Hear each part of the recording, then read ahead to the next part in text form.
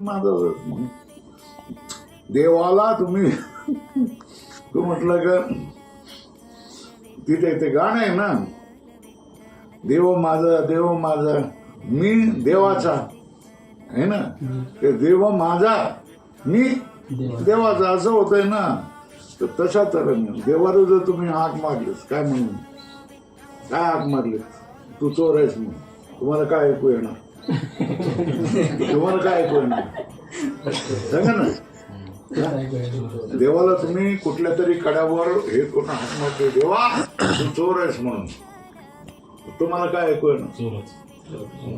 तू चोर आहेस, तू चोर आहेस म्हणूनच येणार ना. देवाला सांगितलं की तू राक्षस आहेस म्हणून, तर तुम्हाला काय ऐकू येणार परत? आणि देवाला सांगितलं की देवा तू माझा आत्मा आहेस, मग आता पुढे काय येणार? तुम्हाला काय ऐकू येणार? कोण सांगतोय? देव सांगतोय. कोणाला? तुम्हाला सांगतोय की तू माझा आत्मा.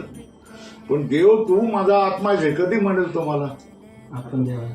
तुम्ही देवाला तू माझा आत्मा आहे असं म्हटल्यानंतर देव म्हणेल ना, काय म्हणेल? तू माझा आत्मा आहे. बरोबर आहे ना.